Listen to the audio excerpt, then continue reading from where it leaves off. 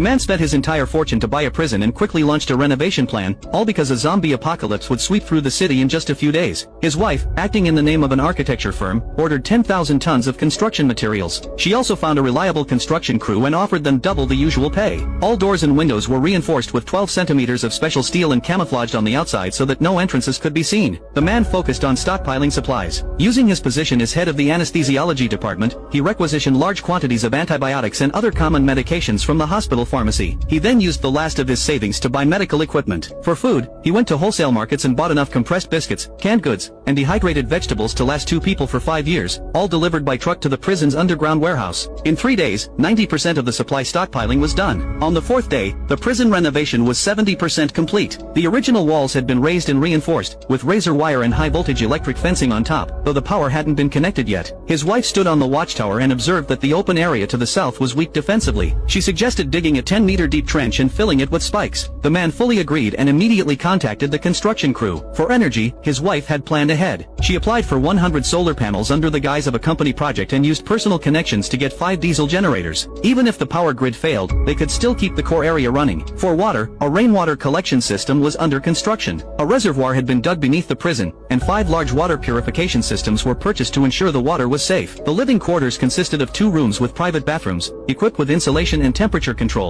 The medical area was built to operating room standards, with all basic medical equipment in place. By the 6th day, 95% of the prison renovation was complete. The underground warehouse was divided into supply, weapon, and energy sections. All the supplies had arrived. After finishing everything, the two stood in the empty prison, looking at the sturdy walls and abundant supplies, wondering whether the zombie crisis they had anticipated would actually come. The man was the head of an anesthesiology department at a hospital. 1 week before the zombie outbreak, he admitted a strange patient. Although the patient's family insisted he had been bitten by a stray dog and infected with rabies, the man knew from over a decade of clinical experience that this was no ordinary illness. Rabies patients don't have cloudy eyes, nor do they remain agitated after 3 doses of sedatives. He remembered news reports circulating online about zombies appearing, which had later been officially debunked. But looking at this strange patient, the man became certain that a terrifying plague was about to break out. So he immediately called his wife, who worked for a construction company. After briefly explaining the situation, he told her to sell their house right away and withdraw all their savings. His wife paused for a few seconds, then agreed. After hanging up, the man forced down his panic, arranged for a nurse to look after the patient, and started frantically searching his phone for a place suitable to build a doomsday shelter. Under these circumstances, even a luxury villa held no interest for him. Just as he was growing anxious, an auction ad popped up. It was for an abandoned prison that had once housed death row inmates, with an extremely high security level. Bidding would start at 5 p.m. that day. The man suddenly realized this was exactly what he needed. He immediately called the seller. By then, his wife had already sold the house quickly at 30% below market value. The man borrowed furiously on lending platforms. In the end, he arrived at the auction house with 20 million yuan and successfully bought the abandoned prison. Signing the contract and making the payment took less than 2 hours. Afterward, the couple rushed to the site to inspect it. The prison was located in a sparsely populated rural area. The walls were made of 30-centimeter thick reinforced concrete. In each of the 4 corners of the yard stood a 3-story watchtower, offering a wide field of view. The tops of the walls had originally been fitted with high-voltage electric wires, which had aged and rusted, but the basic structure was intact. With a little repair, they could be put back into use. His wife pulled a hand-drawn renovation blueprint from her bag, which she had stayed up all night to complete. She had already divided the area into functional zones, including living quarters, a medical area, and a reserved space for planting to solve long-term food supply problems. In addition, she had drawn up plans to reinforce the walls and the main gate and to install new surveillance cameras and searchlights on the watchtowers. All the work could be completed within a week. The man leaned over to look at the clear lines and annotations on the blueprint, and the panic inside him gradually faded away. 7 days after the hospital admitted the strange patient, videos of people biting others began spreading across social media platforms, but the authorities still denied it, claiming the videos were maliciously edited to cover up the truth. The man and his wife had no time to pay attention to any of this, as they were fully focused on converting the prison. They didn't dare overlook a single detail. Today was their wedding anniversary, so the man made a special trip into town to buy a cake and flowers. This might be the last anniversary they ever celebrated. After shopping, he carried his heavy bags back to his car and planned to call his wife to see if she needed anything else. But after 10 calls with no answer, he sensed something was wrong. His fingers trembling, he opened the phone's location tracker. The red dot on the screen stabbed into his eyes. His wife wasn't at the prison at all, but on the bridge that crossed the river on the outskirts of town. His heart sank. He started calling her frantically. On the 20th try, she finally picked up. She said she had been rushing because the man had told her to meet him on the bridge. His heart skipped a beat. Who was impersonating him? Cold sweat ran down his back. He told her that he had never asked her to meet him on the bridge and that she needed to leave there immediately. He also said he would drive to meet her. The apocalypse hadn't even started yet, and someone was already pretending to be him. He suspected their fortress had already been targeted.